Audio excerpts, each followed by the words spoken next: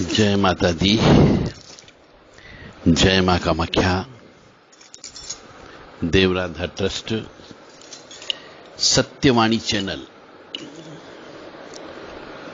कभी कभी बहुत अजीब से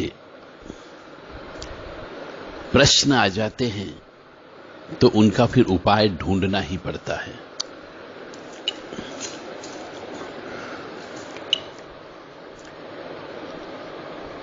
यदि कोई स्त्री पति का अपमान करती है, बात नहीं मानती, अपनी ही चलाती रहती है, वाणी खराब है, गाली गलौज करती है, सास ससुर के साथ में गाली गलौज करती है, मानसिक प्रताड़ना देती है,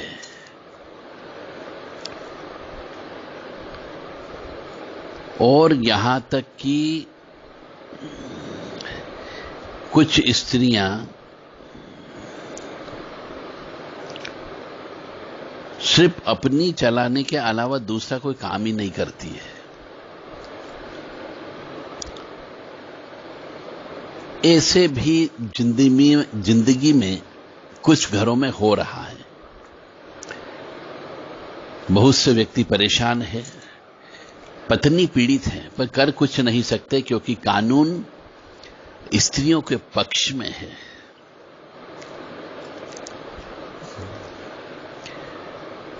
तो हमेशा ध्यान रखें, कुछ नियम हम बता रहे हैं। यदि स्त्री की कुंडली में 8वां भाव और सूर्य खराब हो तो ऐसी स्त्री अपने पति का अपमान करती है, बात भी नहीं मानती है और अपनी ही चलाती है। इसलिए कुंडली में किसी भी नारी से विवाह करने के पहले उसका 8वां भाव अवश्य चेक करें, और सूर्य खराब हो ऐसी स्त्री से भी विवाह नहीं करें, अन्यथा वो पति का अपमान करेगी ही करेगी। और यदि किसी नारी का बुद्ध खराब हो जाए तो उसकी वाणी खराब होती है, हर किसी को कुछ भी बोल देगी, उल्टा सीधा बोल देगी, गाली से बात करेगी। तो बुद्ध खराब हो ऐसी नारी से भी विवाह नहीं करना चाहिए, क्योंकि बुद्ध बुद्धि का कारक होता है और बुद्ध खराब होगा तो बुद्धि खराब होगी, और जब बुद्धि खराब होगी तो वह गाली गलौज करेगी और परिवार जनों को भी अपमान करेगी, और घर के जो गुप्त राज होते हैं उन्हें भी उजागर कर देगी। और यदि किसी नारी का चंद्र खराब हुआ तो वह आपको मानसिक प्रताड़ना देती है, और यदि किसी स्त्री का गुरु खराब हो जाए तो खानदानी खत्म कर देती है। तो गुरु खराब वाली नारी से भी विवाह नहीं करना चाहिए। मतलब कि गुरु यदि खराब हो किसी स्त्री का तो एक तो उसका विवाह देरी से होता ही है, पर किसी वजह से किसी ने उसका वर्ण कर लिया तो उस खानदान को समाप्त कर देती है, यानी कि दुष्ट और पापी संतान पैदा होती है। इसलिए सभी धर्म प्रेमी बंधुओं से निवेदन है कि यदि आपके यहां पे कोई लड़का है और उसका विवाह होने जा रहा हो, करना हो, तो यह अवश्य चेक कर लें। और किसी अच्छे व्यक्ति से जन्म पत्रिका मिला है, केवल गुण मिलाने से काम नहीं चलेगा, उसके अंदर भी जाना पड़ेगा। किसी भी नारी की पत्रिका चेक करने के लिए उसके खानों में, और यदि किसी स्त्री का, नारी का शुक्र या राहु खराब हो गया तो वह चरित्रहीन होकर के सब कुछ खराब कर देती है। तो अब दोबारा से एक बार वो समझ लें कि यदि किसी नारी का 8वां भाव खराब है और सूर्य भी खराब है तो वह पति का अपमान करती है, तो ऐसी नारी से विवाह नहीं करना चाहिए। बुध खराब होने पर बुद्धि खराब हो जाएगी, वह आपके परिवार वालों को गाली गलौज से और अपमानित करती रहेगी हर बात के ऊपर। चंद्र खराब हुआ तो मानसिक प्रताड़ना देगी, गुरु खराब हुआ तो खानदान को खत्म कर देगी और पापी दुष्ट संतान उत्पन्न होती है ऐसी नारी के यहां पे। और शुक्र खराब हो गया, राहु खराब हो गया तो ऐसी स्त्री चरित्रहीन होती है, तो वो सब कुछ खराब कर देती है।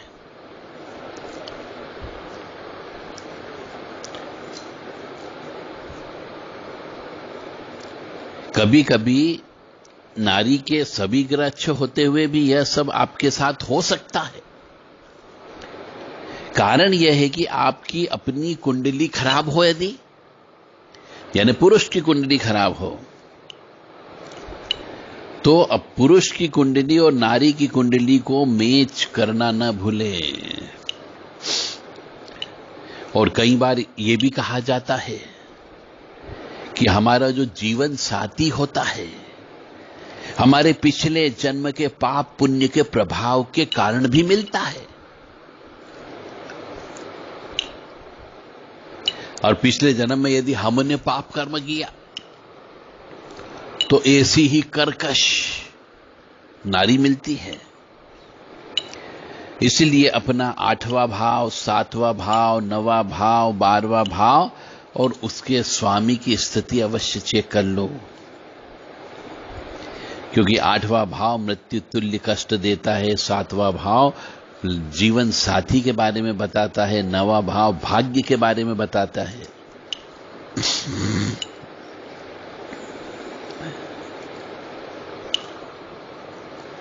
तो ये प्रश्न ये था कि पत्नी का पति और अपनी ससुराल वालों के लिए बुरा बर्ताव हो, खासकर पति के साथ अपशब्दों का प्रयोग करना, झूठ बोलना, पति के ऊपर हाथ उठाना, पति की बात नहीं मानना, और ये सब हो रहा हो तो अवश्य या तो आपके ग्रह खराब हैं या उस नारी के ग्रह खराब हैं। अगर पुरुष स्त्री का अपमान करता हो तो पुरुष का शुक्र ग्रह खराब होता है।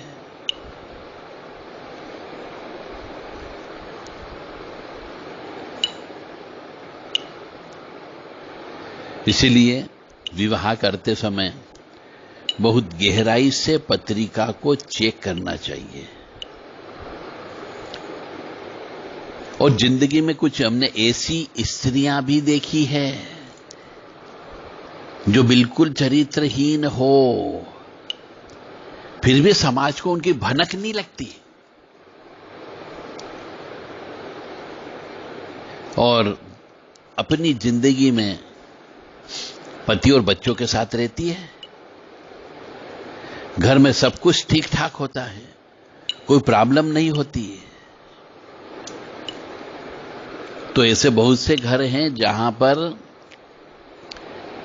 कुछ स्त्रियां अपनी मन मर्जी करती रहती है, नाजायज संबंध बनाती रहती है और पति और बच्चों की आंखों में धूल झोंकती रहती, फिर भी कुछ नहीं होता है। ऐसा भी प्रैक्टिकल देखने को मिला है। और ऐसी जो होती है स्त्रियां, ये वृश्चिक, कुंभ, कन्या, तुला, मिथुन और कर्क लग्न वालों के साथ में ऐसा अवश्य होता है। या तो वृश्चिक लग्न या वृश्चिक राशि हो, कुंभ लग्न और कुंभ राशि हो, तुला लग्न तुला राशि हो, मिथुन लग्न या मिथु की राशि और कर्क लग्न और कर्क की राशि हो, ऐसी जिनकी हो ऐसी स्त्रियों में अधिकतर देखने में आया है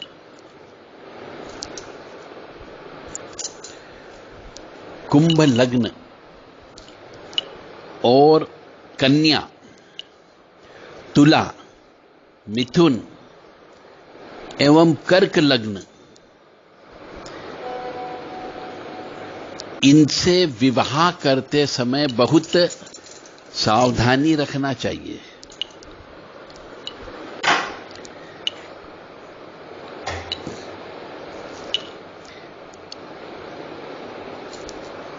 और कर्क लग्न विशेष तौर से शुक्र, राहु, शनि, मंगल, गुरु, चंद्रमा, बुध, इनका खराब होने की संभावना ज्यादा बनती है।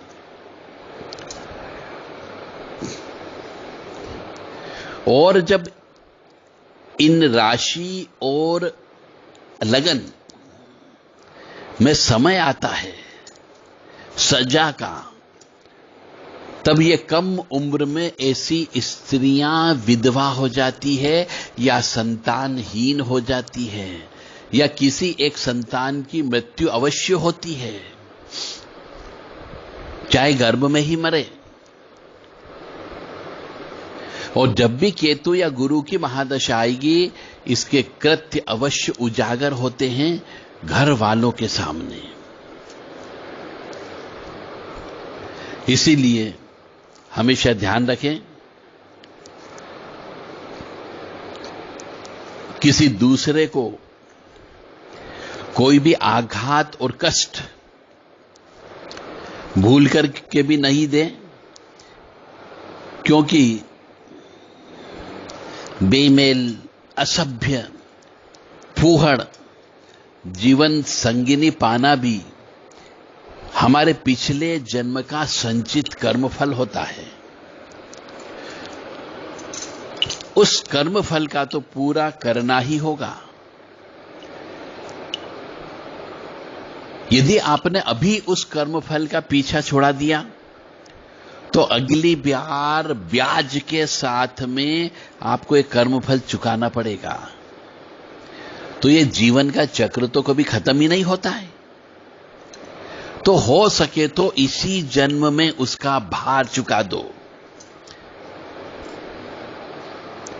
हो सकता है पिछले जन्म का आपका उस स्त्री से कोई लेन देन रहा हो, तो आपसे बदला लेने के लिए भी आपकी पत्नी बनकर के आ जाती है।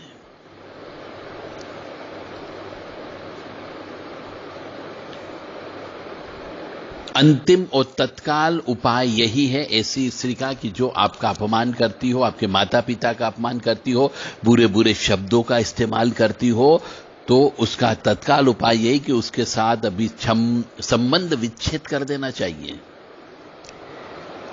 और उसका भरण पोषण दे करके उसका परित्याग कर देना चाहिए। क्योंकि आप में इतनी ताकत नहीं है कि आप ग्रह नक्षत्रों को बदल दोगे, और उसके ग्रह नक्षत्र तो बदला लेने के लिए ही बैठे हुए हैं।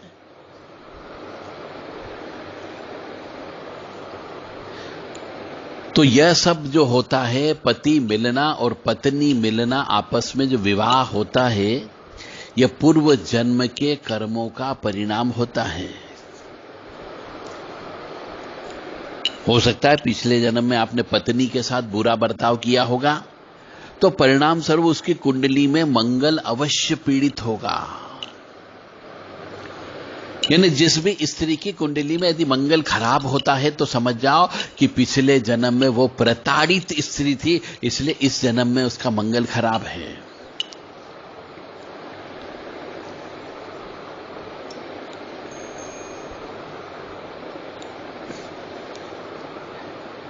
और जिस पुरुष के साथ में ऐसी स्त्रियां गलत व्यवहार करती है, ये कर्मफल है। तो शुक्र और शनि आपस में मिलकर के ऐसे कर्मों की सजा देते हैं, क्योंकि शनि न्यायाधीश है और शुक्र स्त्री है। तो स्त्री पति और उसके परिवार वालों को सजा देती है। तो ऐसी स्त्री जिसका शुक्र खराब हो, शनि खराब हो, उससे भी विवाह नहीं करना चाहिए।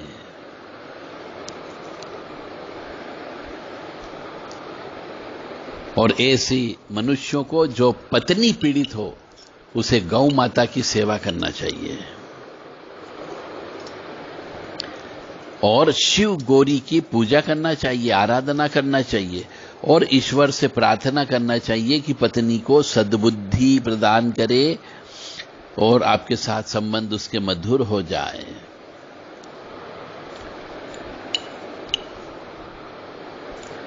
और नारी धर्म क्या बोलता है?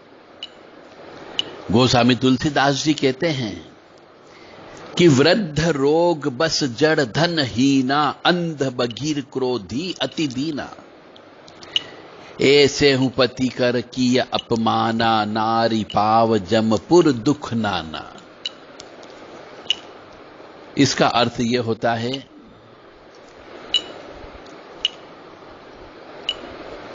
कि जो स्त्री पति का अपमान करती हो वो अनेक प्रकार से दुख भोगती है।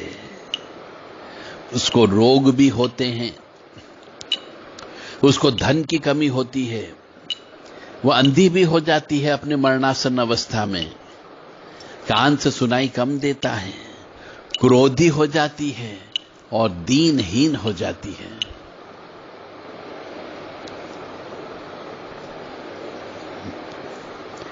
स्त्री की कुंडली में मंगल और पुरुष की कुंडली में शुक्र, ये पीड़ित हो तो पत्नी कर्कशा होती है, पति को कुछ नहीं समझती और पति को पत्नी का सुख नहीं मिलेगा।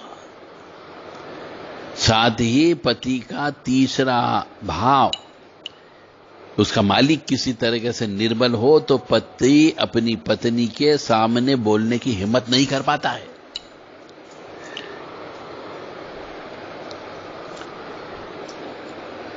तो आप ये मान करके चलें कि जन्म के कर्मानुसार ही विवाह होता है और कर्म भोगने से कटते हैं, उपाय से नहीं कटेंगे। उपाय हमें केवल सहनशीलता प्रदान करते हैं, मानसिक बल दे देंगे कि जो कष्ट आने वाला है वो कष्ट तो सहन करना ही पड़ेगा, परंतु कष्ट सहन करने की शक्ति मिलने की वजह से वो कष्ट आपको कष्ट कम मिलता है। यानी ग्रह अपना काम अवश्य करते हैं। यदि ग्रहों को गिराना है तो गिराएंगे, ग्रहों को यदि टांग तोड़ना है तो तोड़ेंगे ही तोड़ेंगे, परंतु आप में कष्ट सहन करने की शक्ति आ जाएगी तो आपको वो उतना कष्ट जैसा नहीं लगेगा। इसलिए उपाय करना चाहिए। तो कर्म को भोगने से ही कटेगा, उपाय से तो हमें सहन करने की शक्ति मिलती है, मानसिक बल मिलता है और कष्ट की सघनता को कम करता है। अब एक उदाहरण से शायद हम समझा सकें आपको कि बारिश में एक छाता होता है, वो बचाव कर देता है, हमारे सिर पर और शरीर पर बहुत कुछ पानी की बूंदें नहीं गिरने देता है, परंतु पैरों में, कपड़ों पर तो पानी की गिरेगा ही गिरेगी बूंदे, पर हम बच जाते हैं। इसी प्रकार से यदि हम उपाय करते हैं तो हमारे मन में सहनशीलता बढ़ती है और मानसिक बल मिलता है। पिछले जन्म में किसी महिला का अपमान या धोखा या बहुत सताया होता है तो मनुष्य को पत्नी कर्कश मिलती है, बदमिजाज मिलती है। इसका उपाय केवल एक ही होता है कि कोई भी महिला हो उसका आदर करो, तो शायद आपको सहन करने की शक्ति प्राप्त होगी। यानी किसी पुरुष को यदि कोई स्त्री बदमिजाज वाली मिल जाती है या फिर ये कह लीजिए कर्कश वाणी वाली मिल जाती है या फिर गलत व्यवहार करने वाली मिल जाती है या फिर माता पिता का अपमान करने वाली मिल जाती है या चरित्रहीन मिल जाती है, तो यह सब पिछले जन्म के कर्मों का फल होता है। इसलिए पत्रिका में पिछले जन्म के कर्मों का फल अवश्य चेक करवाना चाहिए। यदि कोई व्यक्ति अपनी पत्नी की पिछले जन्म के कर्मों का फल, पिछले जन्म के पाप कर्म पुण्य कर्म को जचवाना चाहता हो, चेक करवाना चाहता हो, तो वह देव राधा ट्रस्ट सत्यवाणी चैनल पर संपर्क कर सकता है।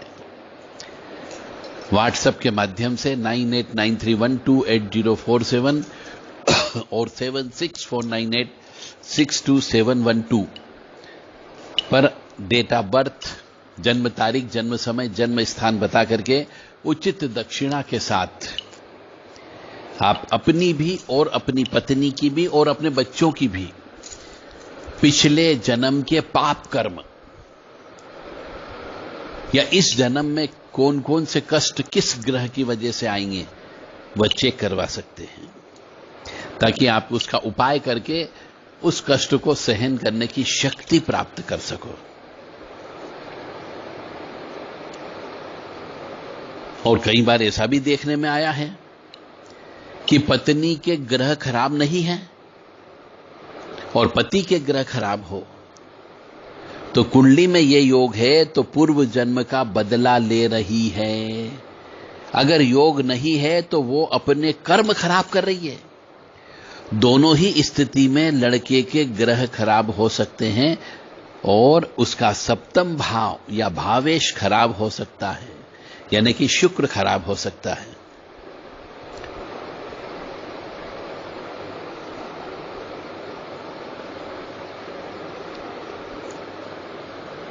स्त्रियों को, विवाहिता स्त्रियों को या कुंवारी लड़कियों को एक तो काले कपड़े बिल्कुल नहीं पहनना चाहिए, पर आजकल हम देखते हैं काले कपड़े ज्यादा पहनती है।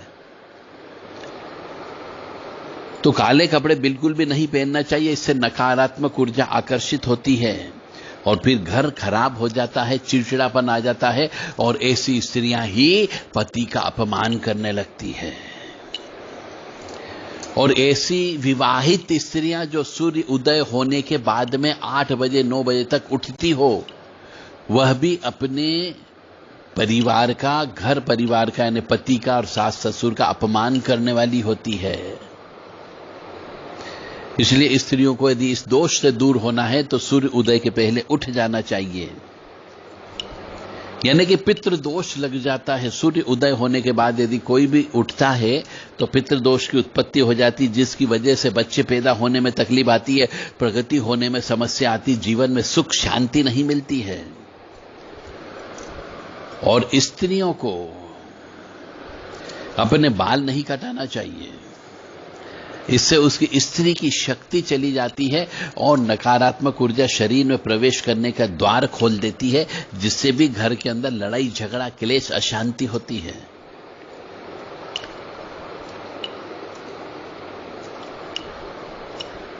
इन बातों का अवश्य ध्यान रखें। तो रिजल्ट यह निकलता है इस अनुसंधान में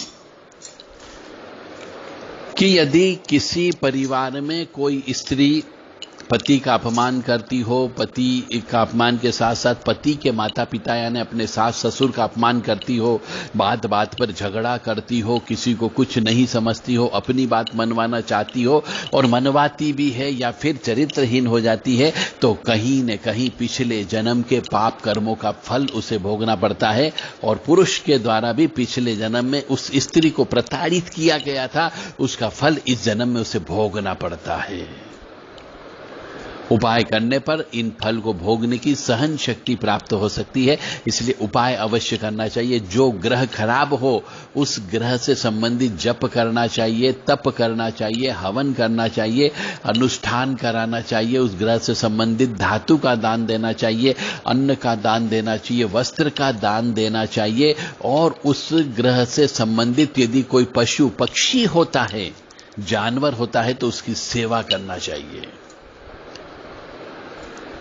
ऐसा करने से आपको कष्ट को सहन करने की शक्ति प्राप्त होती है। और यह सब स्त्री का मिलना, स्त्री को पति का मिलना, उस परिवार को लड़का या लड़की का जन्म होना, यह सब पिछले जन्म के कर्मों का फल होता है और यह सब इस जन्म में भोगना पड़ता है। तो किसी किसी के यहां धार्मिक बच्चा पैदा हो जाता है, तो किसी के यहां पापी बच्चा, राक्षस कुल से बच्चा उत्पन्न हो जाता है। यह सब उन माता पिता के पिछले जन्म के कर्मों का फल होता है। जय माता दी, जय मां कामाख्या। इसीलिए कहते हैं कि खेत में जैसे बीज बोए जाएंगे वैसे ही फल की प्राप्ति होगी। इसीलिए हम जो कि इस जन्म में जो भी कर्म भोग रहे हैं, अच्छा बुरा, जो भी हमें सुख मिल रहा है या शांति मिल रही है, या फिर दुख मिल रहा है या अशांति मिल रही है, यह सब हमारे पिछले जन्म के कर्मों का फल है। इनको भोगते हुए हम अच्छे कर्म करें, ताकि अगला जन्म यदि हमारा किसी भी रूप में हो, चाहे वो पेड़ के रूप में हो, वृक्ष के रूप में हो, पशु के रूप में हो, पक्षी के रूप में हो, कीट के रूप में हो, पतंग के रूप में हो, तो हम वहां पर सुखी रहें, स्वस्थ रहें, प्रसन्न रहें। इसके लिए अच्छे कर्म करना चाहिए।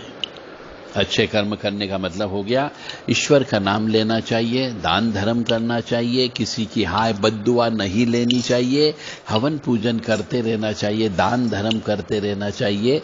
यह शास्त्र के नियम है।